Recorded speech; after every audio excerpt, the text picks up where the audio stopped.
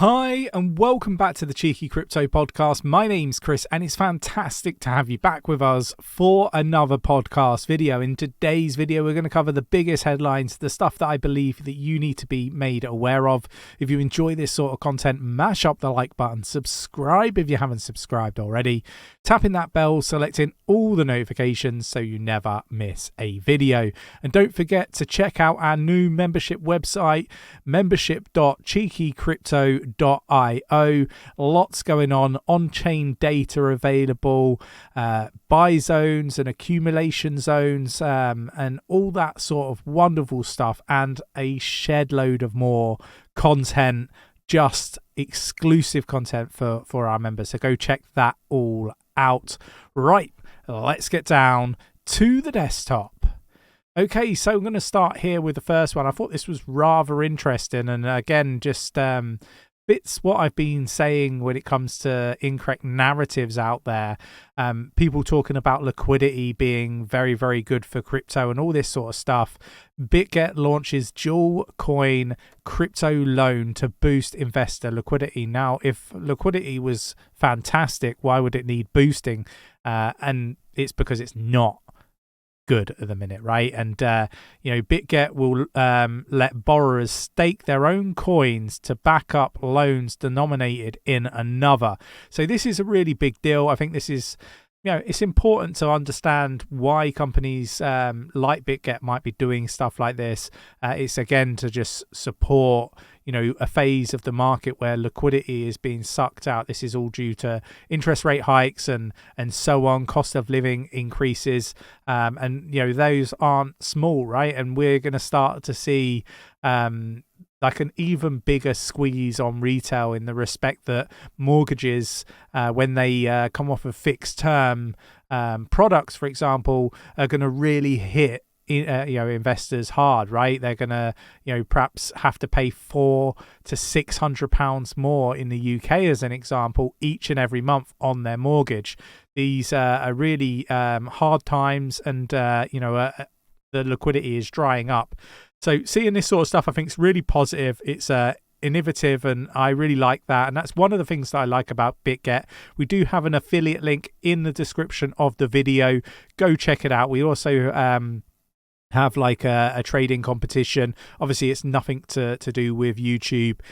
All the details are on the website and in the links in the video for you to read through, and obviously all complies with the terms and conditions and community guidelines with YouTube and so forth. Right, so let's move on. We've got UK Financial Watchdog reminds crypto firms of October deadline for marketing compliance. This is basically the UK making changes. I don't know if they're necessarily getting these right, but I do like some of the concepts, and I'll dig into those in a second. Whether it's going to impact YouTubers and stuff like that, possibly not so much with what I'm about to speak of, but there are elements that are going to impact YouTube, crypto YouTubers and stuff like that, right? So we got companies operating in the UK will have only 4 routes to lawfully communicate crypto asset promotions, right, in order to be compliant with the FCA regime. So basically the Financial Conduct Authority, the FCA, has announced that all crypto asset firms, and obviously YouTubers are not asset firms, marketing to their users in the country must be in compliance with its financial promotions regime by October 2023. In a letter dated the 4th of July, the FCA said starting from the 8th of October, companies operating in the UK will have only 4 routes to lawfully communicate crypto asset promotions in order to be in compliance with the Financial Watchdog. These legal avenues include having authorized party approval or communicated a promotion, have promotion created by a business registered with the FCA, or having a promotion that qualifies as exempt under the UK Financial Services and Markets Act. So this is really interesting. It also applies to companies that are advertising to UK residents that are working or operating outside the UK. So, really important. We got, according to the Financial Watchdog, promotions including websites, mobile apps, social media posts, and online advertising, which were capable of having an effect in the UK, are not limited to firms just based in the country, which is what I mentioned. So look, really interesting stuff. And why do I bring this up, and why do I say that this stuff is really important? Because it's going to be changing the way companies operate, how they promote to you. And I think that we should all have this, level of awareness of, what we should be looking out for. Now, I guess where the impact is for, UK YouTubers in the crypto space, for example, is you're going to probably see many of us move our businesses abroad. It's one of those, right? Like, I guess affiliate links, promotions for many YouTubers based in the UK make a big percentage of, their revenue for their businesses. So expect to see some changes, some upheaval and stuff like that. I just want to kind of bring this to people's attentions, right?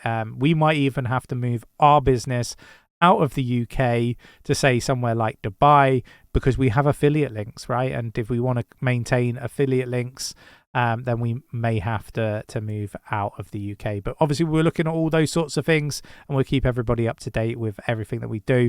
Obviously, Nick and myself don't do any paid promotions, as in like, shills of projects and stuff like that.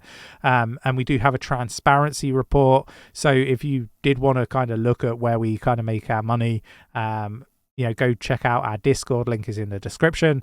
All the, promotions, affiliate links and channel sponsors are all detailed there for you to make sure that you have a really good understanding of what Nick and myself is saying, and that it's paid or not paid promotions, for example. So, rest assured, that we're talking our own minds, and we're not influenced by, people paying us and stuff like that. So you'll be able to see those affiliate links, because that's all we have, and channel sponsors in our transparency report in the Discord. Sorry if I'm babbling on a little bit there.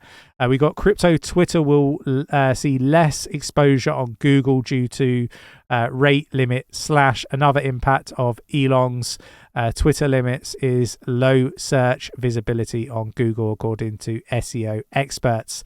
So look, again, just something to be aware of. Again, it's going to impact crypto in a negative way. And I see that there's a lot of things that are impacting crypto negatively, and we could see this transpire in how successful crypto is price-wise over the coming weeks and months. Because I do think that there's a compounding effect going on with all of these negative things starting to mount up. So, whether that be legislation, regulation, limits and, visibility, all of these things, the FCA, the SEC, all these different regulators, all these things sort of adding up and having an impact. So, just be mindful of all of these things. Let me know your thoughts and opinions in the comments below. We've got Bitcoin no longer correlated to US stocks. Crypto analyst firm Block skulls, it says. Right now, what I would say is I think this is a whole load of nonsense. I think that the headline of this article is pretty misleading. So I would say, it's not been correlated over the last 3 months, for example, as correlated as it has been. But what I would say is there's a number of macro events that have happened that have impacted that, and I do think that we will see that again correlate with US stocks. So look, just be mindful of like some of the headlines that come out. I think they are very misleading. The ETF narratives kind of had a little bit to do with this, and this is kind of what I'm saying. In the short term, it's not as correlated as it has been. However, it's still correlated in my opinion. Let me know your thoughts, your opinions in the comments below. I just really wanted to add that and make sure people are aware of that. We got UK Lords pass bill to help seize and freeze crypto used for crime. And again, I'm aligned to these sorts of things as long as these powers are not misused. Now, I think the risk of these powers being misused is high. My experience of the UK government is that there's a lot of corruption, as there is in many other governments around the world. I don't think the UK is any different. My personal experience of experiencing corruption firsthand in the UK government, it's prominent, it's there, and I think that these acts and these policies, they're great as long as people don't abuse the power, and that is a very real risk. So yeah, let me know your thoughts and opinions on this. I think, look, we should be doing more to make sure that criminals, scammers, hackers don't get away with the crypto and they can't do anything with it, and it should be seized. But your everyday individual shouldn't just have their crypto frozen, seized, and so forth.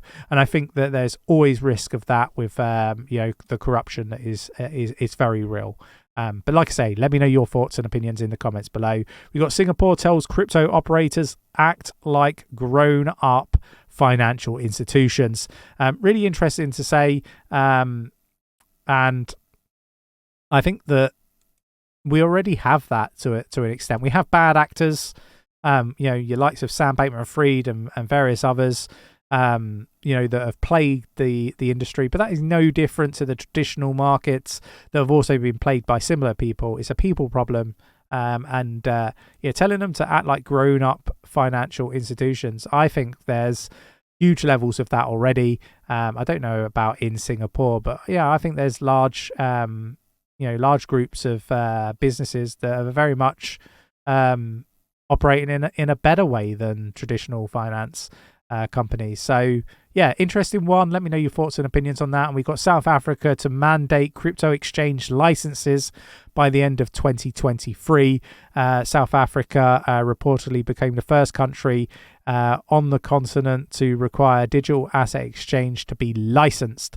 And again, I think another positive thing for the future of cryptocurrency. Lots going on, lots to keep yourselves up to date with. That's why I put these videos together, just to talk through the really important stuff, give you my thoughts and opinions on how I see everything moving forward. I've done some fantastic write-ups, in my opinion anyway, for our Patreon members.